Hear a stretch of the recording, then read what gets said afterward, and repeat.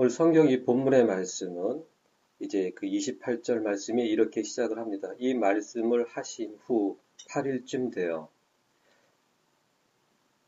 여기에서 분명하게 이 말씀을 하셨다고 말씀하고 계십니다. 여기서 이 말씀이라고 하는 것은 바로 위에 있는 그런 말씀들을 말씀하고 계시는데 이 내용이 마태복음 16장을 보게 되면 좀 더 구체적으로 나와 있습니다. 그 말씀이 무엇이냐면 예수님께서 제자들에게 이러한 질문을 하십니다. 사람들이 나를 누구라 하더냐? 이렇게 물어보시는 그 말씀이 있어요. 이렇게 대답을 하고 그런 다음에 예수님께서는 제자들에게 또 이렇게 연이어 질문을 하시죠.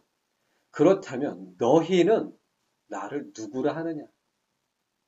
그때 베드로가 아주 멋있는 멘트를 날립니다. 주는 그리스도시요 살아계시는 하나님의 아들이십니다. 바요나 시몬아 네가 복이 있도다 그러시는 거예요. 이것을 말하는 것은 네가 아니고 하늘에 계신 내 아버지께서 말을 하심이니라 이렇게 말씀을 하십니다. 그러면서 내가 이 반석 위에 교회를 세우리니 음부의 권세가 이기지 못하리라 이렇게 말씀하시는 거예요. 그런데 더 중요한 말씀을 하고 계시는 것입니다. 자, 우리 마태복음 16장을 한번 봅니다.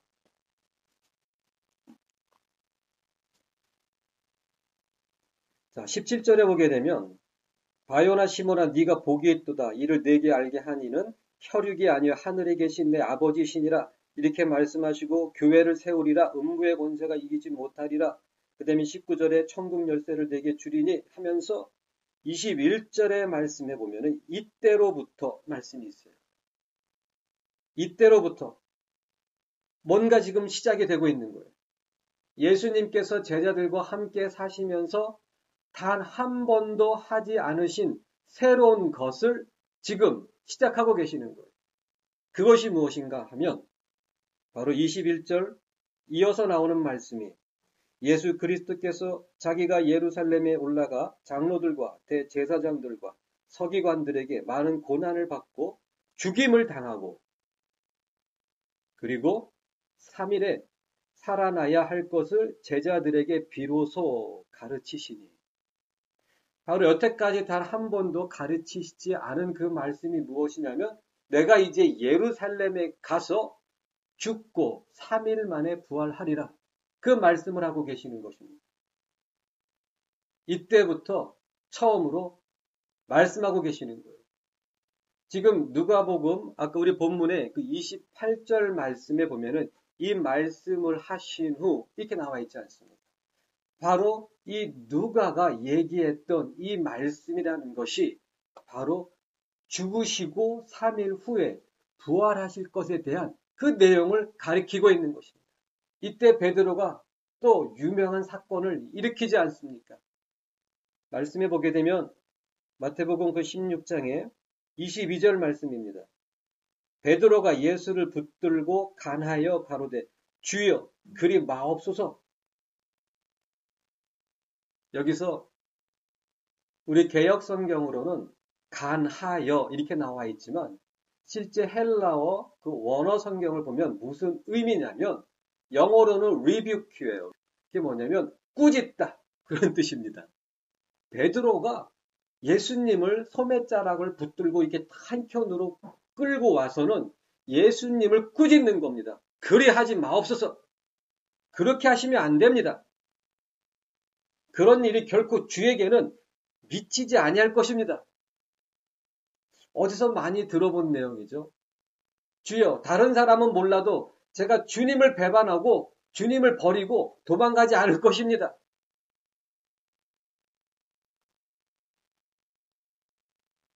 바로 이때 예수님께서는 사탄아, 내 뒤로 물러가라 이렇게 말씀하시지 않습니까? 우리가 너무나 잘 알고 있는 내용입니다. 다시 오늘 본문으로 돌아오게 되면 바로 이 말씀을 하신 후 8일쯤 되어 8일이라는 것 성경에서 8은 7 다음에 나오는 숫자입니다. 잘 아는 것처럼 7은 완전수예요. 세상과 사람을 가리키는 사, 그리고 삼위일체이신 하나님을 거룩하심을 나타내는 삼, 그 삼과 사가 더해진 하나님과 세상이 합해진 수가 7인데 그것이 바로 완전수입니다. 그 완전수 7 다음에 오는 그 8이라고 하는 성경적 의미는 새로운 시작을 의미합니다. 다시 한번 말씀을 드리면 성경에서 8은 새로운 출발, 뉴 비기닝을 의미하는 숫자입니다. 그래서 창세기 17장에 보게 되면은 아브라함에게 여호와 하나님께서 이렇게 말씀을 주십니다. 태어난 지 8일 만에 할례를 하라고 말씀하고 계시는 것입니다. 이 할례는 그 살에 하나님의 언약을 증거 삼는 것입니다. 즉 8일 만에 할례를 하는 그것은 이제 더 이상 이 생명은 세상에 속한 것이 아니고 여호와 하나님께 속한 생명이라는 것을 뜻하는 것입니다. 새로운 생명, 새로운 인생이 여호와 하나님 안에서 시작되는 것을 의미하는 것입니다.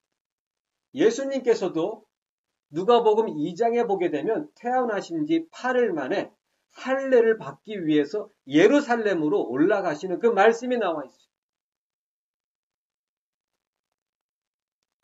오늘 본문의 그 28절 말씀에 매우 명확하게 이 말씀을 하신 후, 그 말씀을 하신 것은 앞서 본 것처럼 예수님께서 죽으시고 3일 만에 부활하시는 그 시점으로부터 8일 후쯤에 이 사건이 있는 것입니다. 오늘 본문의 내용이 무엇이냐면 그 유명한 말씀인 변화산상입니다.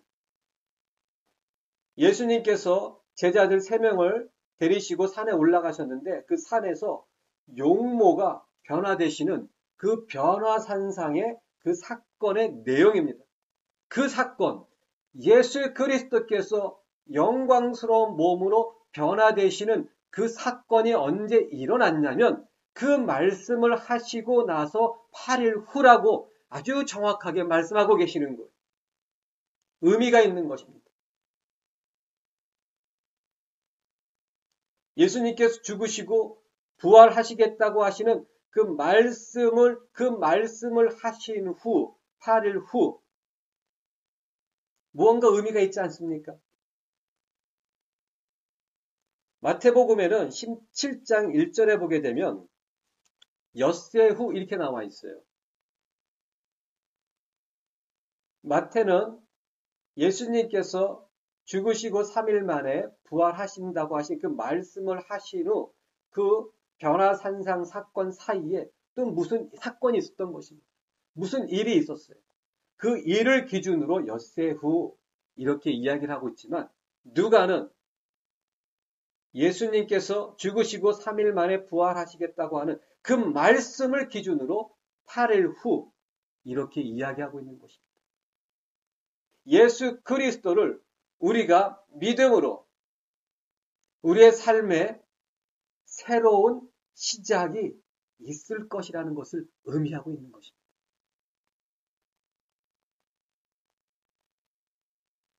(28절) 본문 말씀에 예수님께서는 이 변화산상에 산을 올라가실 때에 12제자를 다 데려가질 않고 계십니다.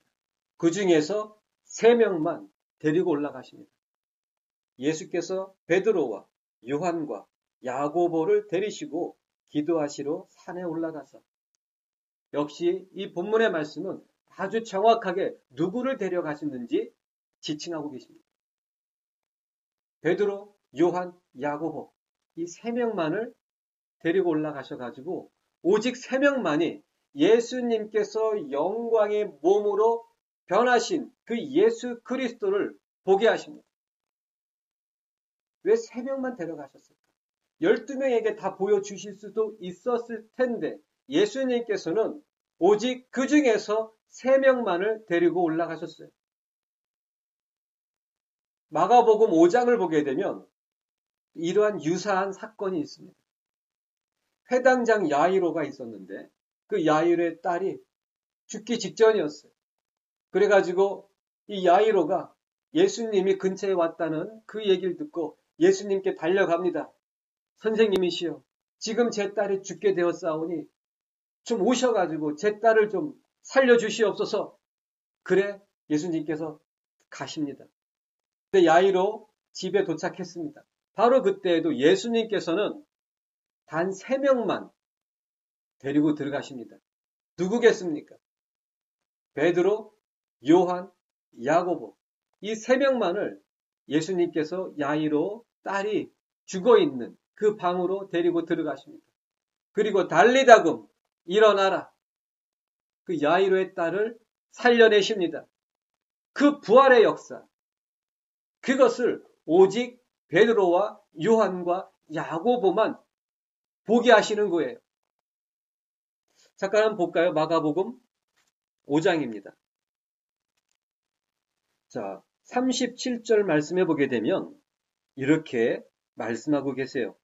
베드로와 야고보와 야고보의 형제 요한 외에 아무도, 아주 강력하게 말씀하고 계십니다. 아무도 따라옴을 허락치 아니하시고, 예수님께서는 그냥 충동적으로 3명만 데리고 들어가신 것이 아니고 아주 분명한 목적이 있으신 거예요.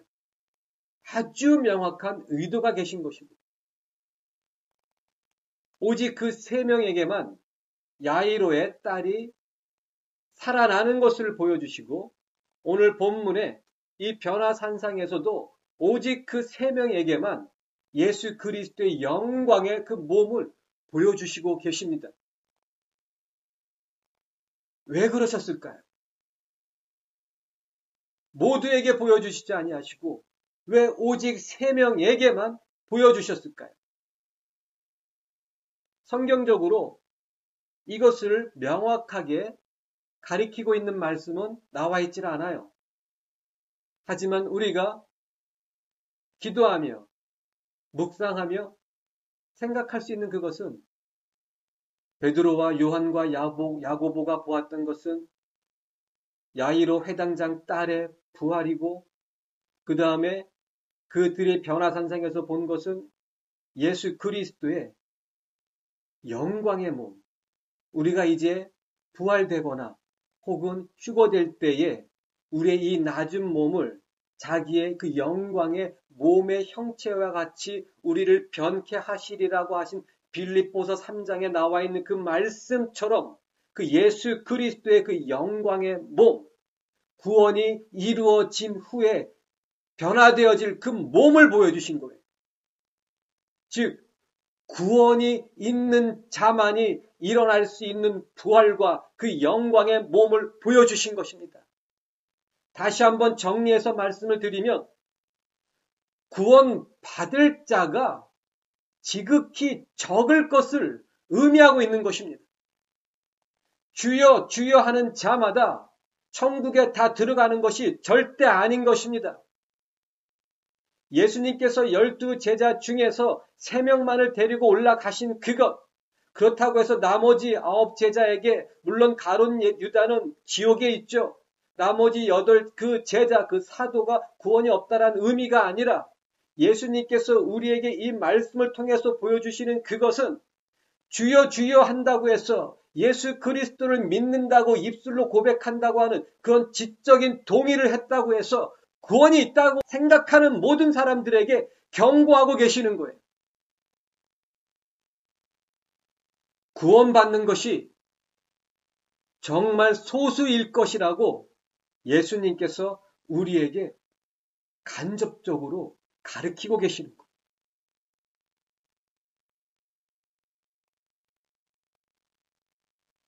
이어서 나오는 말씀에 29절 말씀에 보게 되면, 기도하실 때에 용모가 변화되고 그 옷이 휘어져 광채가 나더라.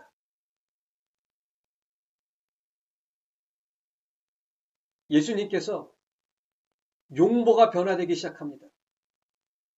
그리고 그 옷이 휘어져 광채가 나기 시작한다고 말씀하고 있어요. 언제부터죠? 언제?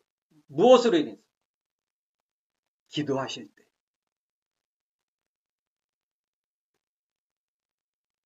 기도하실 때에 용모가 변화되기 시작했어요.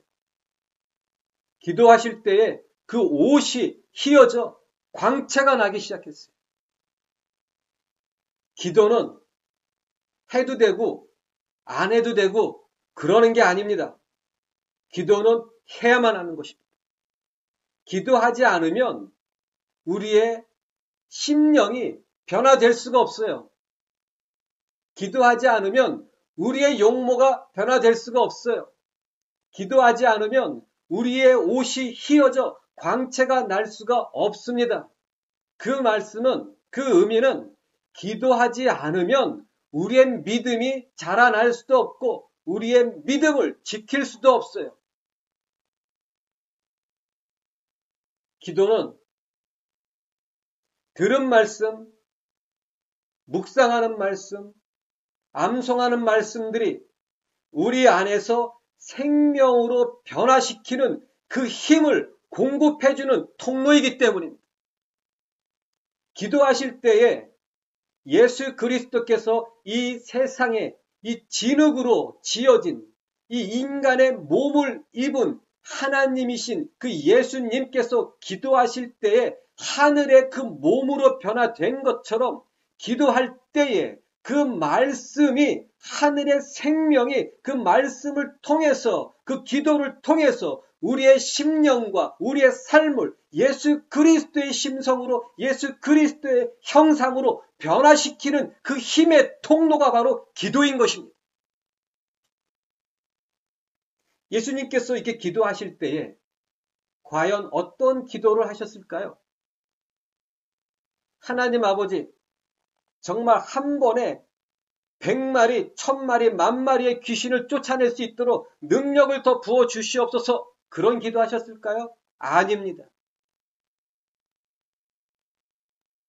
아니면 제가 떡 5덩어리와 물고기 2마리로 5,000명을 먹였는데 다음에는 10만 명, 아니라 100만 명을 먹일 수 있는 그런 능력을 부어 주시옵소서, 그런 기도를 하셨을까요? 아닙니다. 어떤 문제 해결을 위해서, 세상 축복과 번영을 위해서 예수님께서 그때 기도하셨을까요? 아닙니다. 오늘 본문 말씀해 보게 되면 31절에 보게 되면 장차 예수께서 예루살렘에서 별세하실 것을 말씀할세. 예수님께서 모세와 엘리야와 함께 나누신 말씀의 그 내용이 무엇이냐면 이제 예루살렘에 올라가서 예수님께서 죽으실 것에 대해서 서로 이야기를 나눴다고 나와 있어요. 그렇다면 예수님께서는 무엇을 위해서 기도하셨을까요? 제 생각에는 예수님께서 겟세마네 동산에서 하셨던 그 마지막 기도의 내용과 별 차이가 없을 것입니다. 아버지여, 이 잔을 내게서 옮기시옵소서. 하지만 제 뜻대로 마시고 오직 아버지의 뜻대로 이루어지기를 원합니다. 예수님께서 이렇게 기도하셨을 거예요. 아버지여, 이제 예루살렘으로 올라가야 합니다. 그리고 예루살렘에서 이제 그 십자가 위에서 제가 못 박히고 그리고 엘리 엘리 라마 사박다니 하며 아버지와 온전한 정말 완전한 분리가 일어날 텐데 내가 아버지로부터 버림을 받을 텐데 어째요 저를 버리시나이까 하는 그 고백을 할 수밖에 없는 그런 순간이 오게 되는데 그것을 감당할 수 있도록 그것을 이겨낼 수 있도록 저와 함께 하시옵소서. 세상을 위한 기도, 세상 것을 위한 기도, 문제 해결을 위한 기도가 아니에요. 기도는 주님을 발견하는 것입니다. 기도는 주님을 바라보는 것입니다. 기도는 그 주님으로 나를 채우는 것입니다. 그리고 그 기도는 이 세상을 주님으로 살 수 있는 힘을 공급해 줍니다. 기도하지 않으면 죽은 사람이거나 아니면 죽을 사람이에요. 사도행전의 그 사도들이 성령을 받고 그들이 힘썼던 두 가지가, 그들이 전념했던 두 가지가 바로 기도와 말씀이라고 나와 있습니다. 과연 기도를 얼마나 하고 있습니까?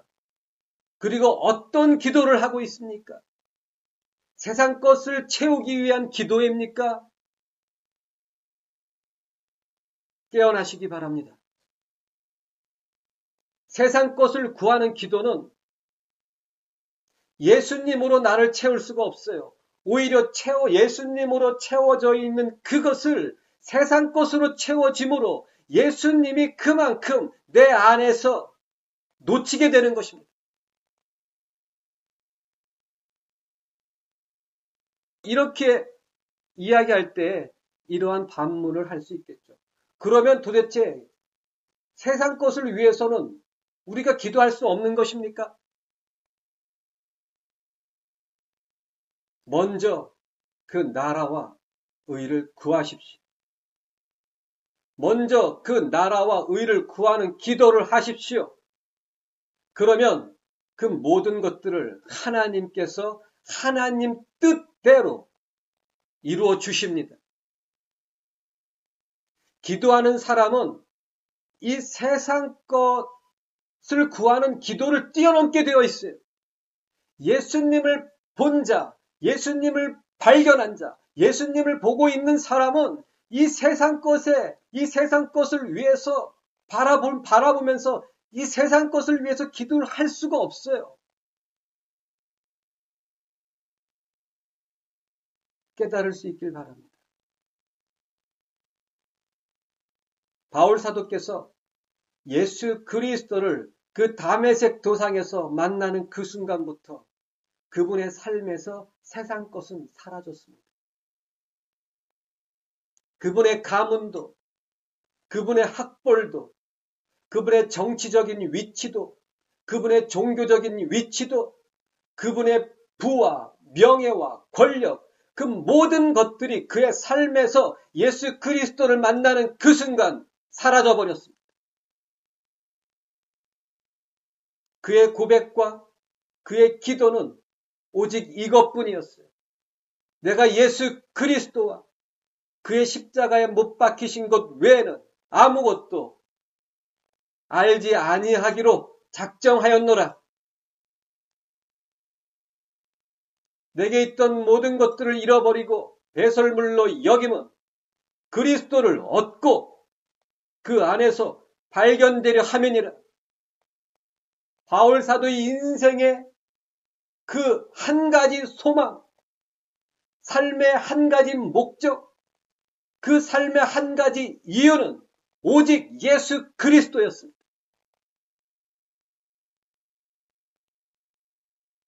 깨달을 수 있기를 정말 바랍니다.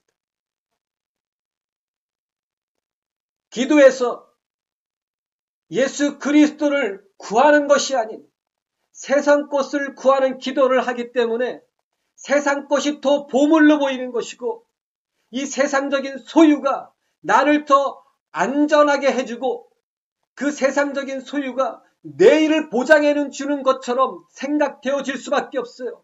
그것은 세상 것으로 더 내 안이 채워지고 있다라고 하는 것입니다. 말씀으로 채워지는 것이 아니고 예수님으로 채워지는 것이 아니고 세상적인 것으로 채워졌기 때문에 그 사람의 믿음의 목적지가 어디냐면 예수님이 아니고 하늘이 아니고 세상적인 축복이며 번영이며 이 세상의 문제 해결이 그 사람 삶의 목적인 거예요. 과연 그러한 사람의 결과는 어떻게 될 것인가? 아들이 없다면 생명이 없는 것입니다. 그리스도께서 네 안에 계신 줄을 스스로 알지 못하느냐? 그렇지 않으면 너는 버리운 자니라.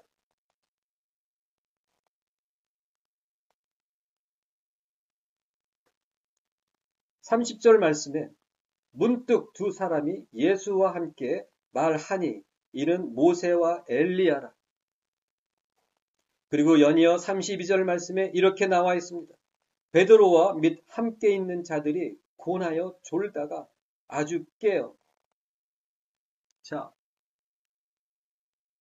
베드로와 요한과 야고보가 변함없이 졸고 이제는 자고 있었어요. 그러다가 뭔가 불현듯 깨어난 겁니다. 딱 봤는데 앞에 놀라운 모습이 있는 거예요.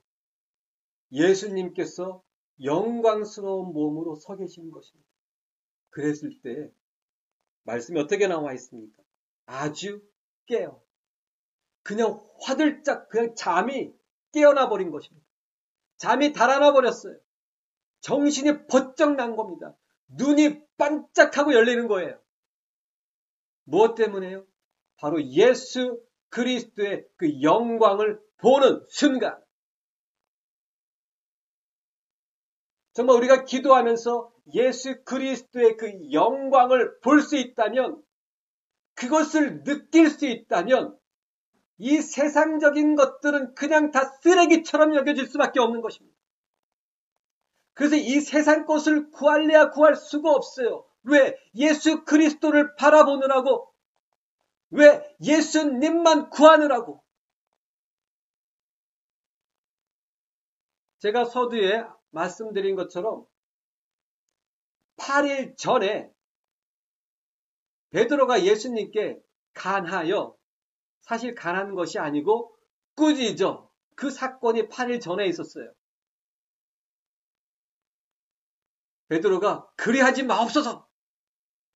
왜 예수님께서 죽으시는 것을 그렇게 꾸짖으면서 그리하지 마옵소서 그랬습니까? 왜냐하면 바로 고지가 눈앞인 거예요. 자, 마태복음 16장에 앞서 있는 그 마태복음 14장에는 어떠한 사건이 있었냐면 오병이어, 바로 그 유명한 떡 5덩어리와 물고기 2마리로 장정 남자만 5,000명이니까 아이와 여자는 계수하지 않았다고 나와 있어요. 성경학자들이 이거에 대해서는 이견이 없습니다. 10,000명이 넘는 거예요. 무조건. 10,000명이 넘는 사람을 떡 5덩어리와 물고기 2마리로 먹이고도 12광주리가 남았어요. 그때 이 군중들이, 그 엄청난 무리가 예수님을 왕 삼으려고 막 난리가 났습니다. 그때 이 12제자는 신이 난 거예요. 이야! 드디어 예수님께서 예루살렘에 올라가셔가지고 왕이 되시면 나는 국무총리하고 너는 내무부 장관하고 서로 이제 장관 해먹기로 이제는 마음에 그 소망이 막 불처럼 일어나는 거예요. 그런데 바로 그 예수님께서 죽겠다고 그러시는 겁니다. 그러니 베드로가 눈이 뒤집히죠. 그 너무나 다급해가지고 예수님 옷자락을 타고 소매자락을 딱 끌고 와가지고, 아니 그러시면 안 되죠. 이겁니다. 예수님 그러시면 안 되죠. 우리가 예수님을 따라다닌 이 세월이 있는데, 우리의 가정과 자녀와 우리의 모든 것들을 다 포기하고 예수님을 따라다닌 우리의 이 세월이 있고 헌신이 있고 포기가 있는데 그러시면 안 되죠. 그랬던 그 베드로가, 자, 오늘의 결론입니다. 34절 말씀에 두 사람이 떠날 때에 베드로가 예수께 여짜오되 주여, 우리가 여기 있는 것이 좋사오니, 여기가 좋사오니. 잘 생각해 보십시오. 많은 설교자들이 이 본문, 이 말씀을 가지고 여기가 좋사오니 그러면 안 된다고 이야기를 합니다. 여기서 우리는 좀 더 다른 시각으로 이 말씀을 이해를 해야만 합니다. 앞서 말씀드린 것처럼 다시 한번 강조합니다. 베드로와 요한과 야고보와 나머지 모든 12제자들은 꿈에 부풀어 있는 거예요. 예수님께서 이제 예루살렘에 올라가시면 왕이 되고 다들 장관 한 자리씩 차지해가지고 부귀, 영화, 권력을 이제는 누리며 살아야지.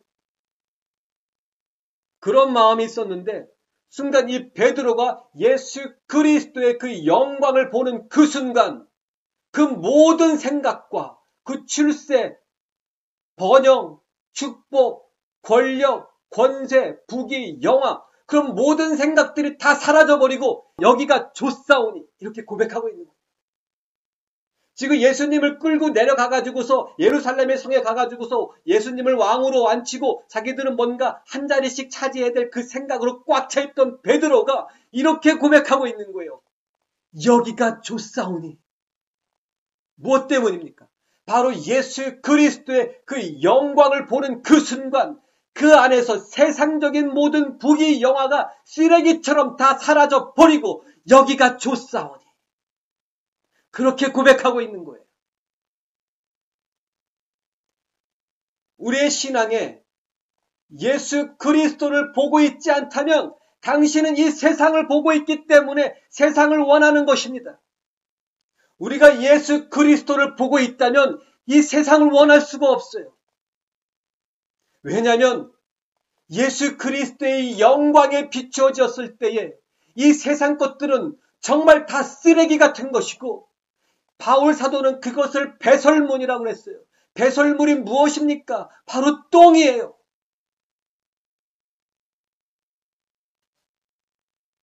자신의 가문도 배설물이라고 말씀하셨고 그래서 버린다고 말씀하신 거예요.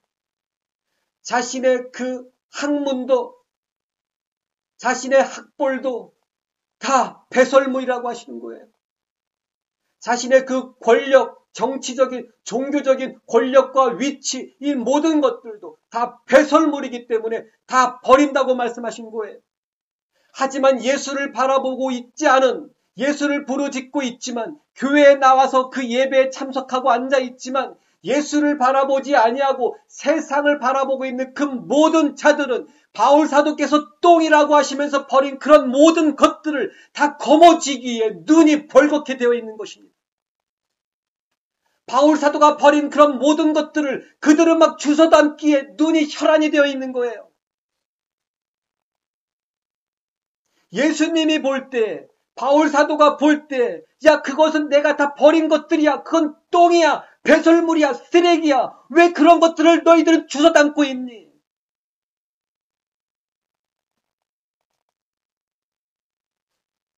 바로 예수 그리스도의 영광을 보고 있지 않기 때문인 것입니다. 세상 출세와 부귀, 영화와 권력에 아주 그냥 가득 차 있는 베드로까지도 예수 그리스도의 영광을 보는 그 순간 잠에서 깨어났다고 나와 있어요. 세상적인 욕심으로부터 깨어나서 모든 것들을 다 잊어버리고 여기가 좋사오니 그렇게 고백하고 있지 않습니까?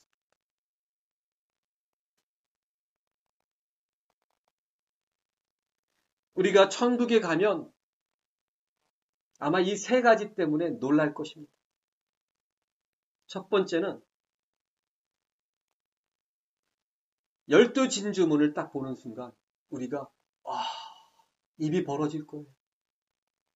그리고 천국의 그 담장들이 다 정금으로 되어 있는 거예요. 그런데 들어가는 길이 다 정금 길인 거예요.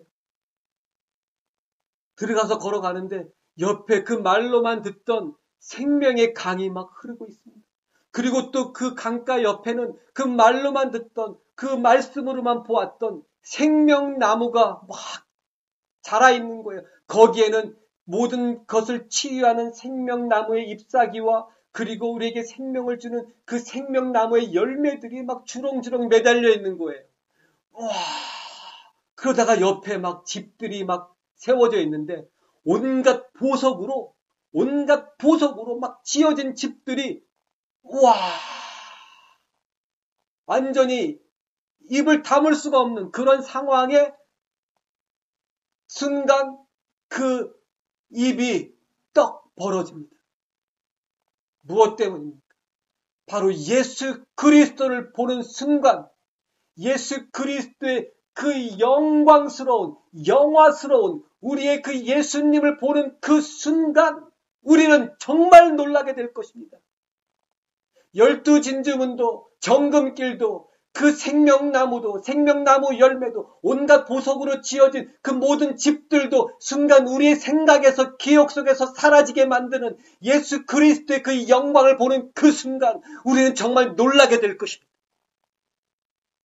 세상의 그 모든 것들, 천국에서 빛을 발하고 있는 그런 모든 것들이 결국에는 예수 그리스도의 영광의 빛으로 말미암아 빛을 발하고 있다는 것을 발견하게 될 때 우리는 정말 놀라게 될 것입니다.